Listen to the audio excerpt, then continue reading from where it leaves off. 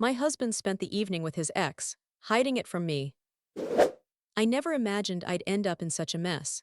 From the outside, my life looked flawless. I had a devoted partner, a charming townhouse, a career I loved, and a tight-knit group of friends we'd meet for drinks on weekends. It seemed like the ideal portrait of a happy relationship. But one night, that perfect image crumbled like a fragile sandcastle. It all began on a typical Saturday evening. My partner, James, claimed he was working late at the office, but I later discovered he had other intentions. A close friend texted me, "You won't believe what I saw." Confused, I asked for clarification. Then she sent a photo. In the image, they stood in a cozy pub, their hands entwined.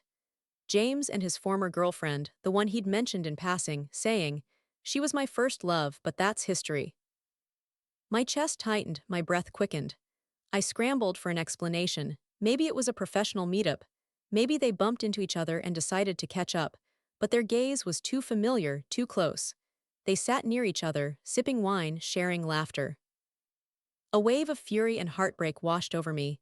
I didn't know where to turn, what to say, or who to confide in. My first instinct was to message him, "Where are you?" But I held back. I wanted to see his face, hear his excuse before assuming the worst. When he returned home that night, his demeanor was eerily composed, almost detached. "Did you hear about tonight?" he asked casually. I nodded, gripping my phone tightly. "And," he said, as if it were no big deal. I couldn't believe it. "And," I echoed, my voice shaking despite my effort to stay calm. He sat beside me, resting a hand on my shoulder, and said, "She just wanted to talk. It was nothing." But his eyes told a different story. I could sense it. I saw what he was trying to conceal. That's when it hit me, this wasn't a random encounter. It was deliberate, a move to wound me, to prove he could shake the foundation of our life for his own ego. That night, I couldn't sleep. Lying in the darkness, I wrestled with what to do next. How could I stay with someone who acted this way? How could I trust someone who seemed to relish my pain? The next morning, I chose a new path. No tears, no yelling, no accusations, just watching and piecing together what drove him. Thus began my plunge into a maze of deception and mind games, a contest James had initiated. The days that followed were a haze. Every text, every word from him felt like a potential snare. I hid my feelings from friends, coworkers, and family, but inside, a tempest grew stronger by the hour. Suddenly, James became overly affectionate. Bouquets, sweet words, soft gestures. It looked like a perfect attempt at making amends. But I knew better, this wasn't genuine. It was a tactic, and I was a piece on his game board. I started scrutinizing his actions. I glanced at his phone when he left it unattended. I wasn't proud of snooping, but I needed answers, and those answers began to emerge. In one message, I found a link to the pub where they'd met. He'd written, "Same place next week," proof it wasn't a chance meeting. It was calculated. I reflected on their past. How often he'd brought her up, how he'd subtly compared me to her. It dawned on me, this wasn't just a reunion. It was his way of stirring old feelings and asserting dominance over me. I chose a different approach. No confrontations, no drama. I decided to collect evidence, uncover his reasons, and perhaps turn the tables. The following days, I studied his social media, call logs, and every subtle clue in our talks. It became evident. He was trying to rattle me, spark jealousy, make me question my worth. One night, he came home with a strange spark in his eyes. I asked, "Were you with her again?" He chuckled, as if it were absurd. "Really, it was just a friendly chat." But I saw through the act. His eyes spoke louder than his words. He was reveling in my reactions. I began plotting my next step. I needed to unmask him to understand his motives. I invited a friend over for dinner and shared what had happened. She was stunned but encouraging. "Don't jump to conclusions. Build your case first." So began my mission: silent observation, fact collecting, and dissecting his behavior. I realized he wasn't acting out of lingering feelings or jealousy. It was a power play, a test of my limits, a gauge of how much I'd endure. The next day, I organized a casual hangout with his friends. I stayed composed, unruffled, but watched his every move. He was jittery, cutting me off, trying to steer the conversation. That's when it clicked. His true aim wasn't his ex, it was my confidence, my emotional stability. I began documenting everything, every step, every odd text, every hint of another meeting. With each entry, it became clearer. He wasn't trying to rekindle an old flame. He was toying with me. But the game shifted unexpectedly. One evening, I noticed he lingered at the pub far longer than usual. I decided to act. I went there unannounced to see it for myself. The pub was lively, music pulsing, voices blending into a chaotic hum. And there they were, James and her, not just chatting. They looked at ease, intimate, almost like a couple. In that moment, rage, fear, and determination collided within me. I couldn't let him manipulate me any longer. I took a deep breath and approached them. He saw me first, his grin fading to shock. She glanced up too.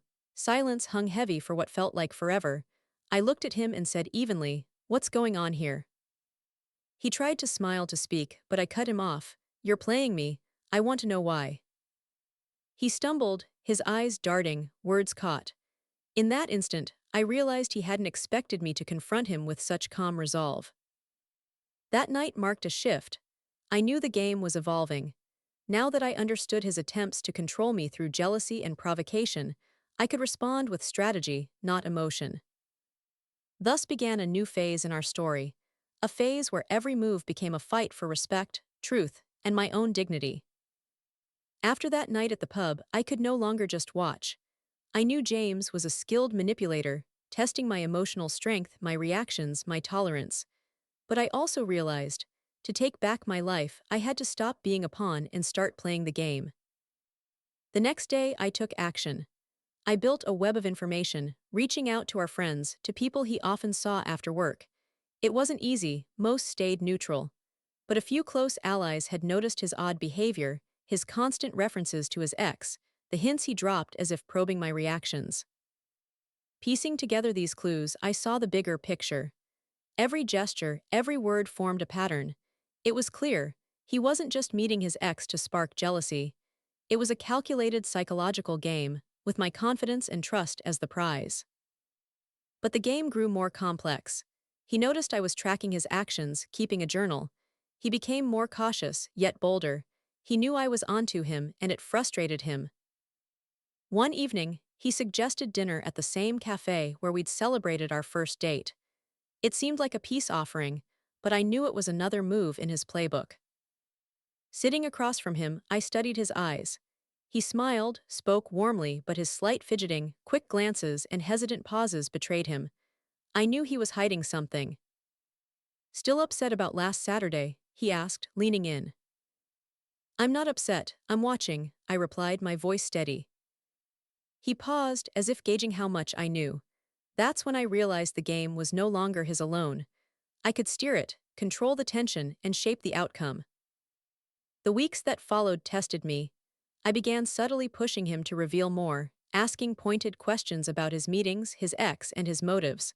Sometimes he dodged, sometimes he snapped. But most importantly, I saw his fear, the fear of losing control. One night, he came home later than usual. I sat in the living room, phone ready. He walked in, smiling, but unease flickered in his eyes. "Are you spying on me?" he asked softly. "I'm watching," I said with a faint smile. Then something unexpected happened. He sat beside me, sighed deeply, and said, "I didn't think you'd catch on to my game so fast."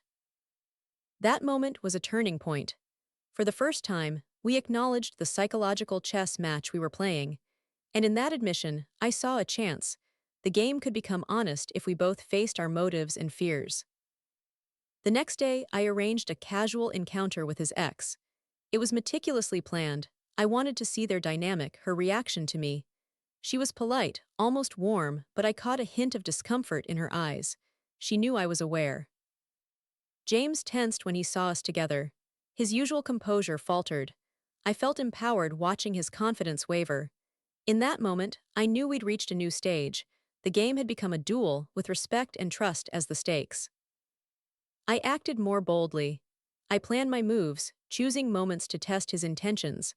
Sometimes it was subtle provocations, sometimes questions about the past, sometimes hints about the future. I documented and analyzed every step, preparing for the next. Then, days later, he cracked. He admitted the meetings with his ex weren't random or friendly.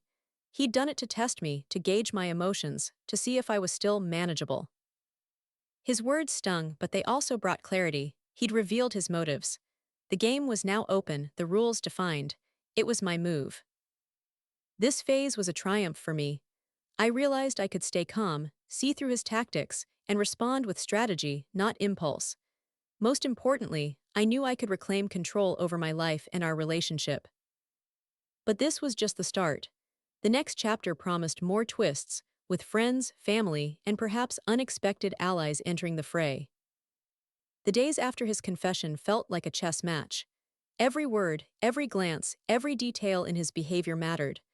I watched him, no longer as a victim but as a strategist mastering the game. One evening, we met mutual friends at the same pub where it all started. It was meant to be a relaxed gathering, but I knew he might turn it into another move. I came prepared. Before the meetup, I spoke privately with a few friends. I wanted to know their take, whose side they were on, and who might unknowingly become a player. To my surprise, several had long noticed his manipulations but stayed silent to avoid drama. As we entered the pub, I caught his cautious glance. He sensed my readiness. We sat, chatting lightly, but I was attuned to his every gesture. Then something unexpected happened. His ex, not the one he'd met before, but another woman entirely, walked in with friends purely by chance. His face shifted. He grew nervous, his smile forced, struggling to stay composed. I knew the game was slipping from his grasp. I seized the moment. I turned to him calmly and said, "Care to explain what's happening?" He fumbled, words failing him. I watched his usual confidence collapse. That's when I realized his power lasted only as long as I let him control my emotions. As we sat, the ex, an unwitting bystander, became an ally. She asked why we seemed tense, forcing him to reveal more than he planned. He said, "I wanted to see how she'd react to my actions, but I didn't expect her to be so composed and strategic." That confession hit hard, not for me but for him. I felt relief and strength. The game was now transparent, and I knew his true intentions. The next few days, we kept talking. I asked questions, gently nudging him toward honesty. He admitted the meetings weren't about love but about testing if I'd crumble under pressure. I realized much of our relationship had been built on such tests, manipulations, and games. But now, everything had shifted. I could control my reactions, my emotions, my choices. In that moment, I made a critical decision. I wouldn't seek revenge or destroy his life. I would reclaim my dignity, restore my confidence, and set firm boundaries in our relationship. We had a long, open conversation. I explained how his actions hurt me and that I wouldn't tolerate further manipulation. He listened quietly, and I saw respect and understanding in his eyes. The culmination of this story was the realization that relationships aren't about control but partnership, where trust and honesty outweigh games and tests. We agreed to rethink our dynamic, to build new rules free of manipulation. This experience taught me a lesson. Even when someone tries to hurt, test, or manipulate you, strength lies in knowing your boundaries, controlling your emotions, and acting strategically, not impulsively. The story didn't end in chaos or ruin, but in an inner victory and a reevaluation of our relationship, where every step was a lesson, and every emotion a tool for understanding myself and others. After that open talk in the pub, life seemed to settle, but the tension lingered. I felt a mix of relief and wariness. I knew James had owned his motives, but the real question was, could we truly rebuild? The first few days after our talk, he tried to be transparent and sincere. He acknowledged the pain he'd caused and stressed the importance of rebuilding trust. I, in turn, observed him. Every word, every action became a test, not of him, but of my ability to discern truth from pretense. I analyzed his behavior to ensure his actions aligned with his promises.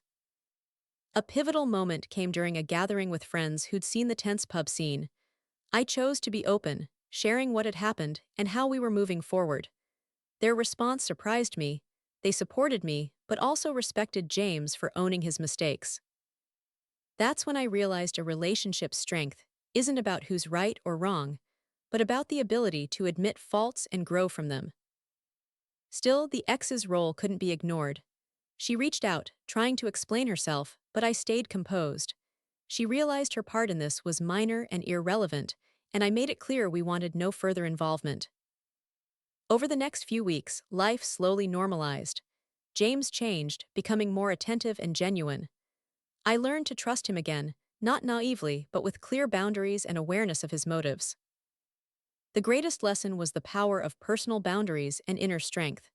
Manipulations, jealousy, and control attempts can hurt, but they can't break someone who knows their value and acts with strategy. Our relationship emerged transformed. We learned to discuss feelings, fears, and past mistakes openly. We stopped playing games. Though the journey was grueling, I'm grateful for the lessons and for emerging stronger and more honest together. This story wasn't just about betrayal and jealousy, but about preserving dignity, mastering emotions, and building a relationship rooted in honesty, not manipulation. In the end, I learned that the toughest trials reveal our strength and our capacity to grow alongside others.